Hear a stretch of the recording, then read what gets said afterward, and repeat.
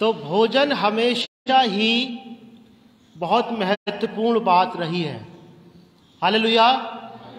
खाना, भोजन, भजन संहिता उसका 106 भजन और 14 और 15 पद में लिखा है, उन्होंने जंगल में अति लालसा की और निर्जल स्थान में परमेश्वर की परीक्षा की, तब उसने उन्हें मुंह मांगा वर तो दिया, परंतु उनके प्राण को सुखा दिया। हालेलुया। प्रभु के वचन के पढ़े सुने जाने पर आशीष हो, आमीन। आप अपनी बाइबल में मत देखो, आप नोट करना चाहो नोट कर लो, क्योंकि जब तक आप ढूंढोगे तब तक और आगे की बात निकल चुकी होगी। ध्यान रखो, जो वचन है बहुत थोड़े समय के लिए परमेश्वर के वचन पर हम ध्यान केंद्रित करेंगे, तो परमेश्वर का वचन पूरा ध्यान मांगता है। और हमने घटना में पढ़ा गिनती के 11वें अध्याय में कि इजरायली लोग परमेश्वर की ओर से मन्ना खाते थे। प्रतिदिन परमेश्वर उनके लिए स्वर्ग से मन्ना को बरसा करके उनको तृप्त रखते थे, लेकिन वो लोग मन्ना खाने के बाद रोने लगे और कहने लगे, हमको तो वो चीजें चाहिए जो हमें मिस्र में खाने को पहले मिला करती थी। और परमेश्वर ने उनके रोने को देखा, और परमेश्वर ने जब उनको देखा कि वो किस प्रकार से मन्ना को तुच्छ समझ रहे हैं, जबकि परमेश्वर जानते थे कि वो मन्ना उनके लिए कितना उपयोगी है, तो परमेश्वर ने कहा कि ठीक है, अब तुमको नॉनवेज ही मिलेगा। और परमेश्वर ने इतना खिलाया कि वचन में लिखा है कि वो उनकी नाक में से निकलने लगा, और जब वो निवाला उनके मुंह में था तभी परमेश्वर को क्रोध आया, और परमेश्वर ने क्रोध में आकर के उनमें से बहुतों को मार डाला।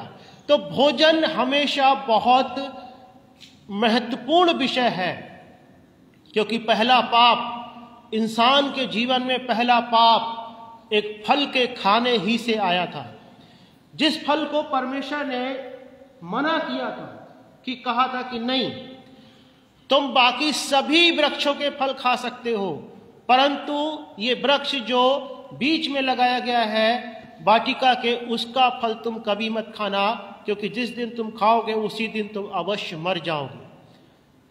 खाना बहुत विचार करने का विषय है। आदम हवा ने, पहले हवा ने और फिर आदम ने उस फल को खाया, और वो दोनों परमेश्वर की महिमा से अलग हो गए। हम पाते हैं प्रभु यीशु मसीह ने कहा, यूहन्ना और प्रभु यीशु मसीह ने कहा कि जो मेरा मांस खाता और मेरा लहू पीता, यूहन्ना 6 उसका 54 पद में लिखा है 54, जो मेरा मांस खाता और मेरा लहू पीता है अनंत जीवन उसी का है। यहां भी खाने के विषय में है। हम प्रभु भोज को जो ग्रहण करते हैं ये हमें जीवन देता है, लेकिन यही प्रभु भोज जब हम अनुचित रीति से लेते हैं तो हमें ये 3 चीजें देता है। वचन में लिखा है कि तुम में से कुछ लोग निर्बल है, कुछ नहीं, सॉरी, वहां पे लिखा है बहुत से लोग, बहुत से निर्बल हैं, बहुत से रोगी हैं और सो भी गए। खाना इतना महत्वपूर्ण क्यों है? भोजन कि परमेश्वर ने खाने ही को मना क्यों किया? उस फल के लिए। परमेश्वर चाहते तो कोई और काम के लिए कह सकते थे कि ये काम मत करना, लेकिन खाने को मना किया कि ये फल तुम नहीं खाओगे। खाने के द्वारा परीक्षा। और हम सेम ऐसी घटना पाते हैं गिनती 11वें अध्याय में, जब परमेश्वर उनको मन्ना खिला रहे थे तब वो नॉन वेज मांग रहे थे। इसका मतलब खाना हमें विचार करने का विषय है। भोजन हमारे विचार करने का विषय है। और वचन में लिखा है कि जो लोग अनुचित रीति से प्रभु के भोज में शामिल हो रहे थे, वो भी एक खाना है, वो पूरा खाना होता था। प्रभु भोज उस समय पूरा भोजन हुआ करता था, और उस भोजन के दौरान कुछ लोग खा करके तृप्त हो जाते थे, छक कर खाते थे, और कुछ लोग भूखे भी रह जाते थे। परमेश्वर को बुरा लगा, परमेश्वर ने देखा, उनके इस बुरे काम को देखा, और परमेश्वर ने कहा जो खाते पीते समय प्रभु की देह को ना पहचाने, वो इस खाने और पीने से अपने ऊपर दंड लाता है।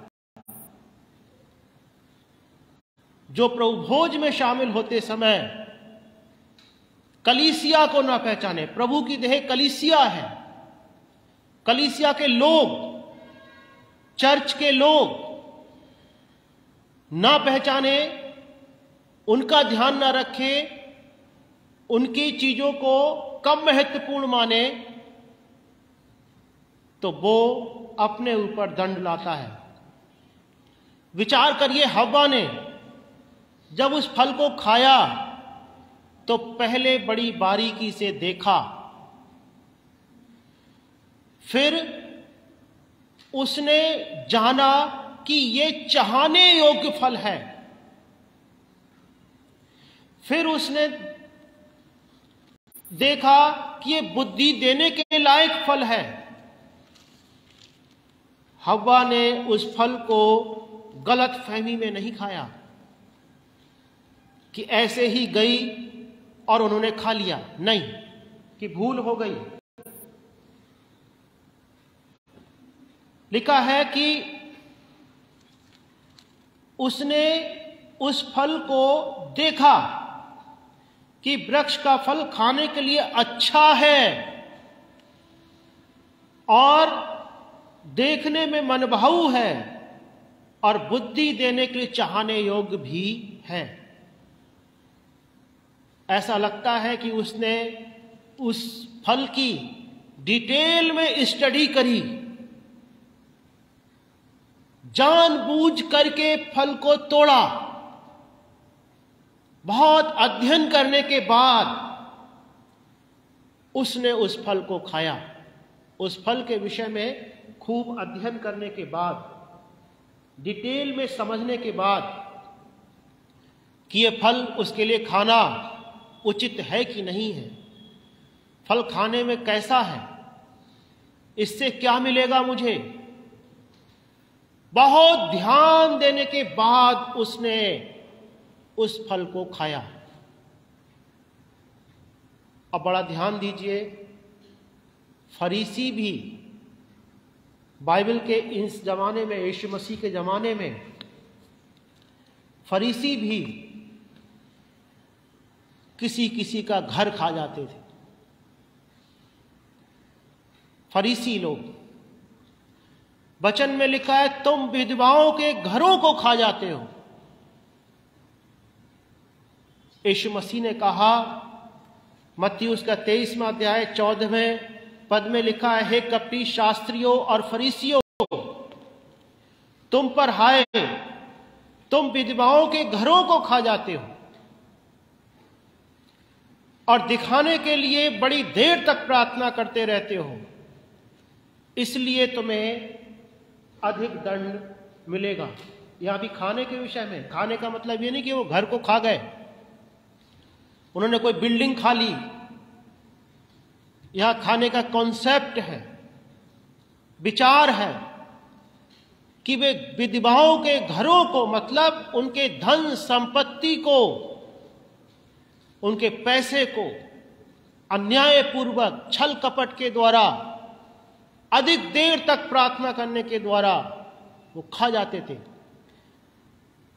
खाने से भी मतलब वहां पर है कि वो छल कपट करके विधवाओं के घरों में घुस के उनको ये दिखा करके कि हम तुम्हारा सहारा हैं, हम आपके लिए बहुत प्रार्थना करने वाले जन हैं और हम जो प्रार्थना करेंगे तो सब ठीक हो जाएगा। वो ऐसा कह करके उनको झूठी दिलासा दिया करते थे। लेकिन उनका अंदर का जो भेड़ियापन था कि इस विधवा की कोई भी सुनवाई नहीं होगी, हम इसका पैसा खा जाएंगे तो ये कहां जाएगी, कहीं नहीं जाएगी। और वो ऐसा करते थे, वो घरों को खा जाते थे। यीशु ने कहा तुम्हें अधिक दंड मिलेगा, अधिक दंड मिलेगा, क्योंकि परमेश्वर विधवाओं और अनाथों का न्याय करने वाला परमेश्वर है। और यीशु ने कहा कि तुम्हें अधिक दंड मिलेगा। मरकुस 12 उसके 38 से 40 पद में लिखा है, उसने अपने उपदेश में उनसे कहा, शास्त्रियों से चौकस रहो, जो लंबे लंबे चोगे पहने हुए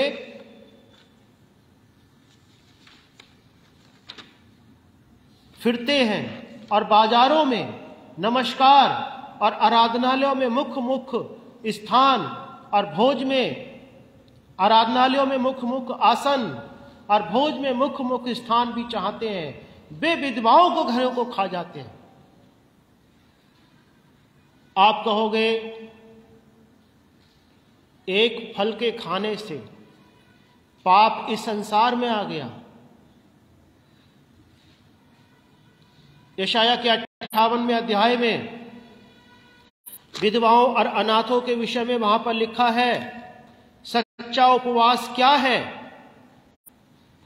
जो विधवाओं को, जो अनाथों को, यशाया का 58 अध्याय और उसका 6 पद लिखा है, जिस उपवास से मैं प्रसन्न होता हूं, वो क्या ये नहीं कि अन्याय से बने हुए दासों और अंधेर सहने वालों का जुआ तोड़कर उनको छुड़ा लेना और सब जुओं को टुकड़े टुकड़े कर देना? क्या वो ये नहीं कि अपनी रोटी भूखों को बांट देना और अनाथ और मारे मारे फिरते हुए को अपने घर ले आना, किसी को नंगा देखकर वस्त्र पहनाना और अपनी जाति भाइयों से अपने को ना छिपाना?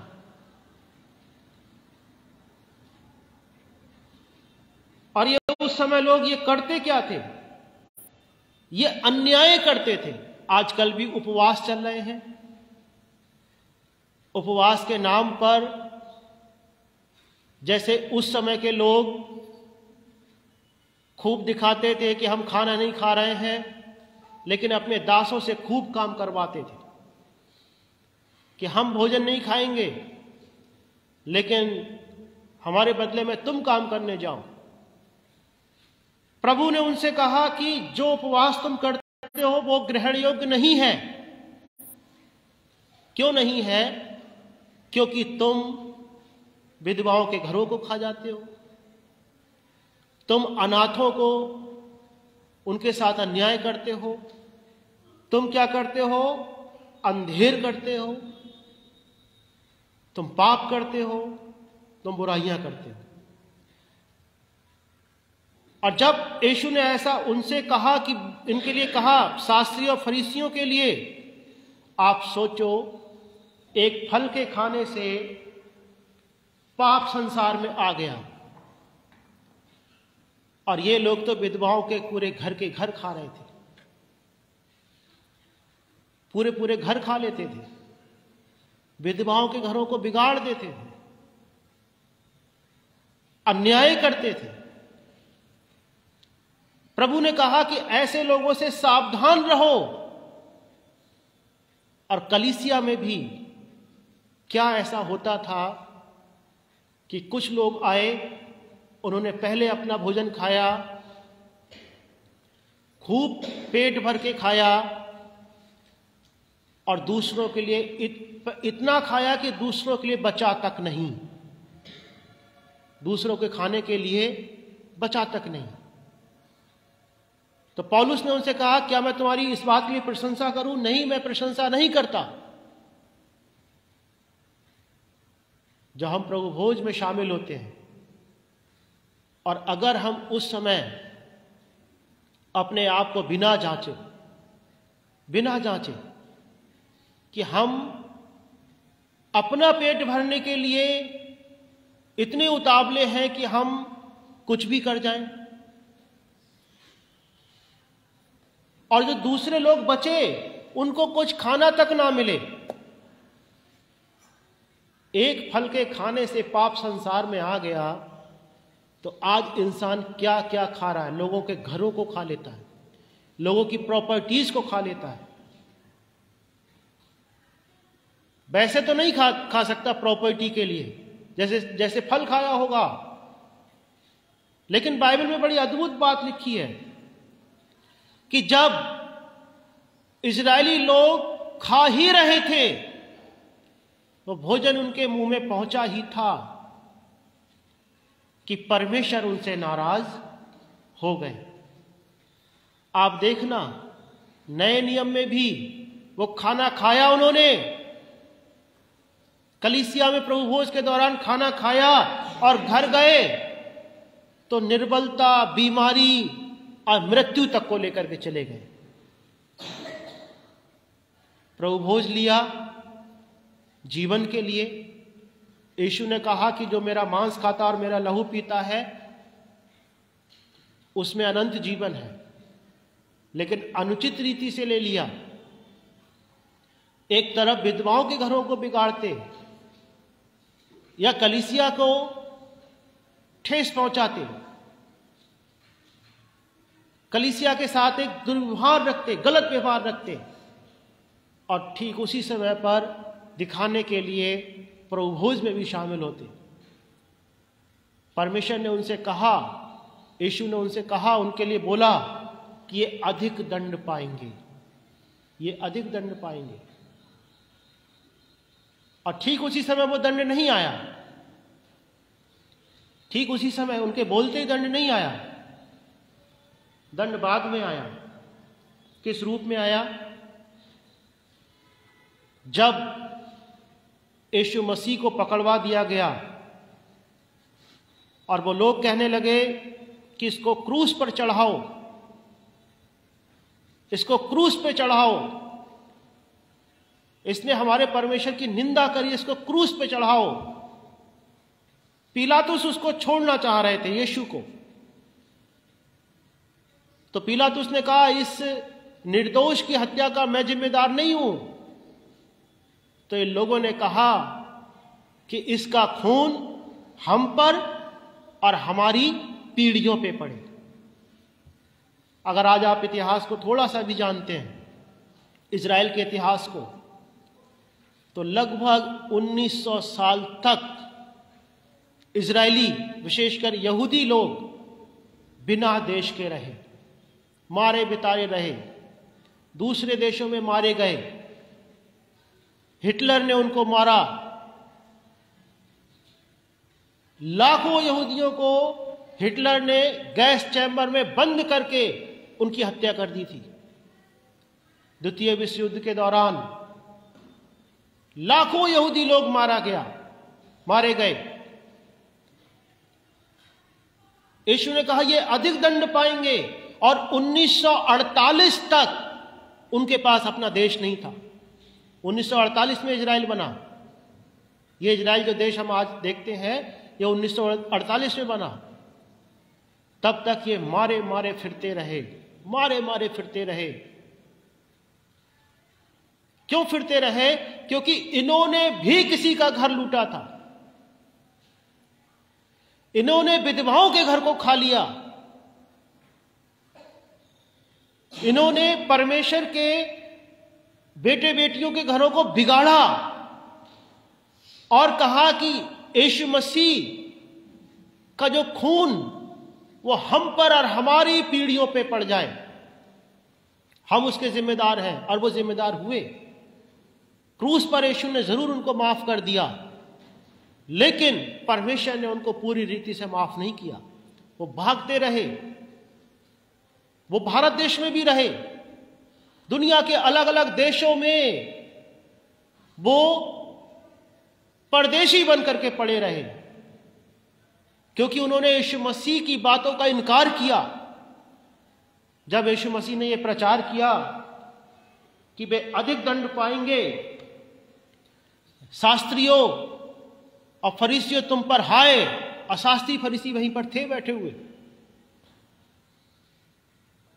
तो उन लोगों ने कहा तुम पर हाय। जब यीशु ने बोला तुम पर हाय, तुम विधवाओं के घरों को खा जाते हो। और फरीसियों ने, शास्त्री ने सुना, उन्होंने कहा इसकी हत्या करनी जरूरी है, यह हमारी पोल पट्टी खोल रहा है, यह हमें एक्सपोज कर रहा है, इसने हमारे सारे कमाई के जरिए जो थे वो बंद कर दिए हैं। वो लोग क्या करते थे? मंदिर को उन्होंने व्यापार का अड्डा बना रखा था। और वो यीशु के विरोध में ही बोलते चले जाते थे।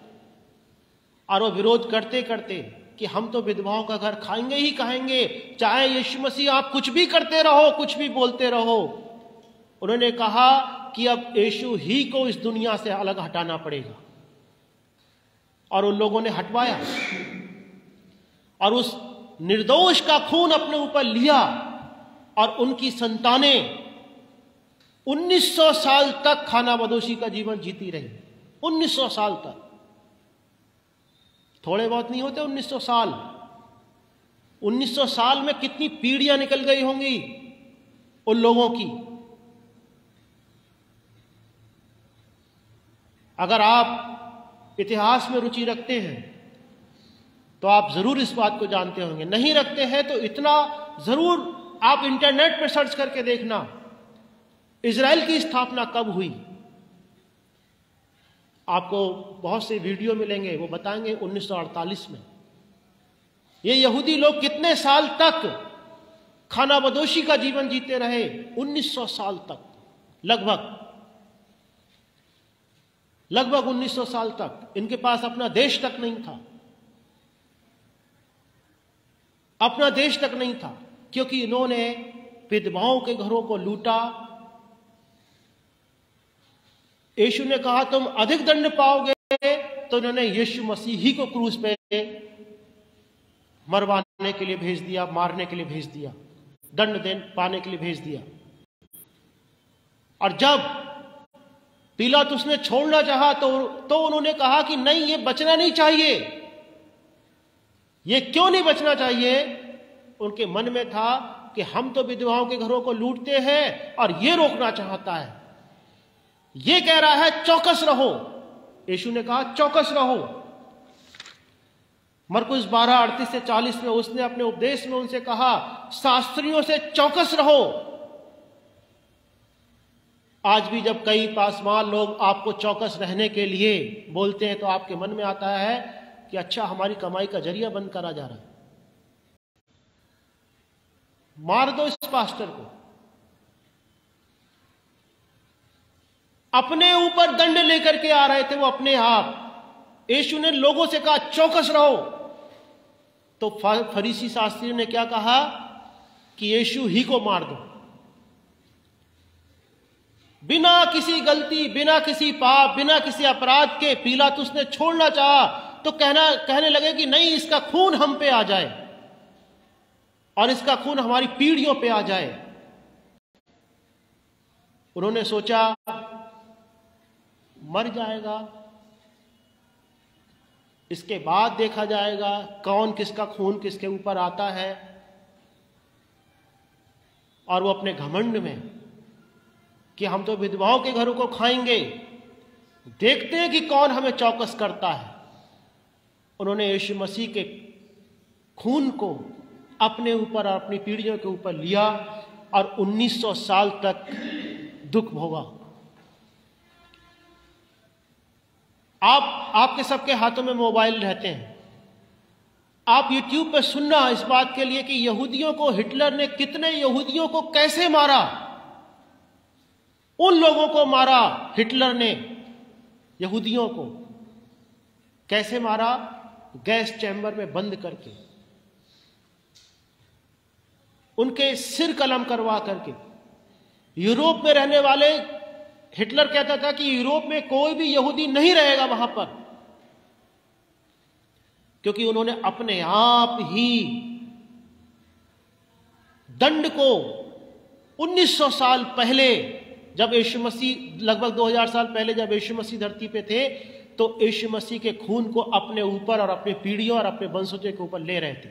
उन्होंने मन नहीं फिराया अपने आप के लिए कि हम विधवाओं के घरों को ना लूटें, हम विधवाओं के घरों को ना खाएं, हम गलत काम ना करें, हम बुरे काम ना करें। उनको मन फिराना चाहिए था, लेकिन उन्होंने यीशु ही को मार दिया और यीशु के खून को अपने ऊपर ले लिया। अपने ऊपर लेकर के वो सोचने लगे कि अब तो हमने यीशु को मार दिया, अब देखें कौन चौकस करता है। हम तो विधवाओं के घरों को लूटेंगे। परमेश्वर ने उनके घरों को लुटवा दिया।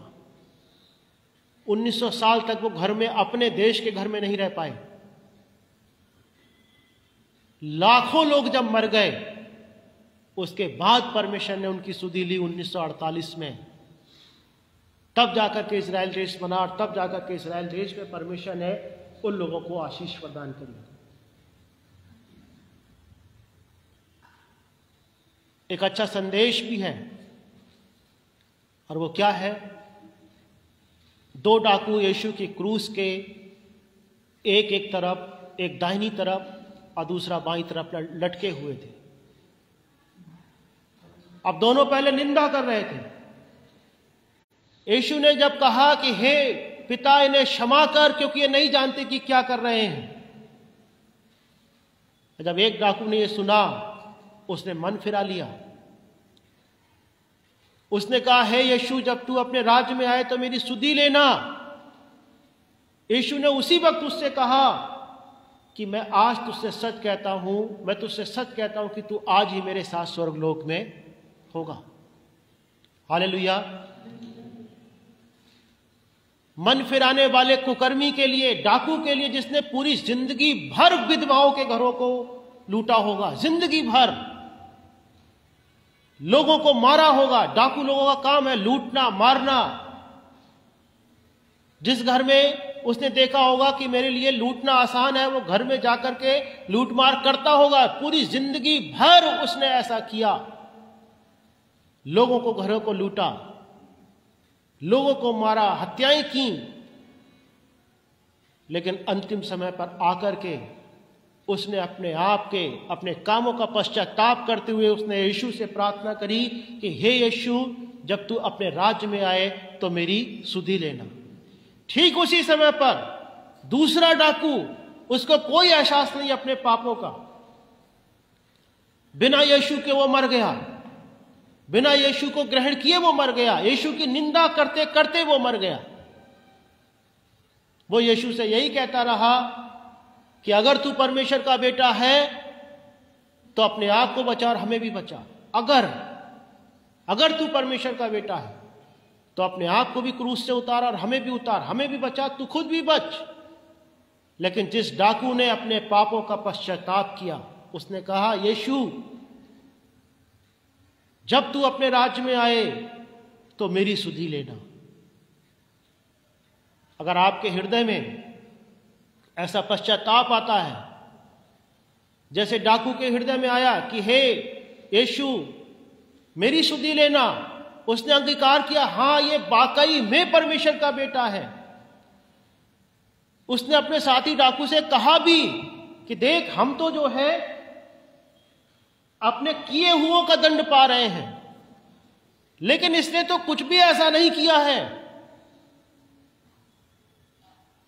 उसने समझाया भी दूसरे डाकू के लिए। मैं सोचता हूं कि यीशु के मृत्यु के समय पहला पास्टर अगर वो था तो वो डाकू था, जिसने दूसरे डाकू को समझाया कि हम अपने पापों की, अपने किए हुए कामों की सजा पा रहे हैं, लेकिन यीशु ने तो ऐसा कुछ भी नहीं किया है। एक डाकू दूसरे डाकू को समझा रहा है कि हमने अपने पापों की सजा पाई है, इसने ऐसा कुछ भी नहीं किया है। तो दूसरा डाकू कोई उत्तर नहीं देता है। उसने यही कहा कि नहीं, अगर तू बेटा है परमेश्वर का तो खुद भी उतर और हमें भी बचा ले। लेकिन जिसकी आंखें खुल गईं, उसने कहा कि नहीं, यही परमेश्वर का बेटा है, यही हमें बचा सकता है। इसने हमारी खातिर अपने प्राणों को बलिदान होने के लिए दे दिया है। यही है वो उद्धारकर्ता जिसकी हमें आवश्यकता है। उसने अपने साथी डाकू को कन्विंस किया, कोशिश करी, बताने की कोशिश करी, लेकिन उसने माना नहीं, दूसरे डाकू ने। लेकिन ये डाकू जो है, इसने अपने आप को बदला और इसके बहुत पापों के बावजूद बहुत घरों को लूटने के बावजूद केवल इतना कि इसने यीशु मसीह को परमेश्वर का पुत्र स्वीकार किया, उनसे प्रार्थना की, मेरी सुधि लेना यीशु, मेरी सहायता करना यीशु, मुझ पर दया करना यीशु, मैंने पाप किया है। उस सुधि लेने में बहुत सारी बातें शामिल थी कि मेरी सुधि लेना, मेरी सुधि लेना। इस बात में बहुत सारी बातें कि हां मैंने पाप किया है, आप सच में ही यीशु मसीह परमेश्वर के बेटे हो, आपने कोई पाप नहीं किया है, फिर भी आपने मेरे खातिर इस क्रूस को सहा है।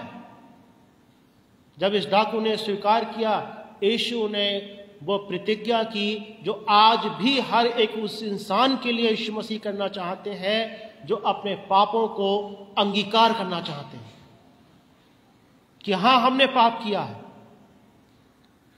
हमने बुराई की है, हमने लूटा है, हमने विधवाओं के घरों को खाया है, हमने कलीसिया को धोखा दिया है, हमने कलीसिया के लोगों को धोखा दिया है। और बाइबल कहती है कि जो अपना अपराध मान लेता और उसको छोड़ भी देता है, केवल मान लेना नहीं लेकिन उसको छोड़ भी देता है, उस पर दया की जाएगी, उस पर दया की जाएगी। छोड़ देता है, केवल मान लेना ही पर्याप्त नहीं है।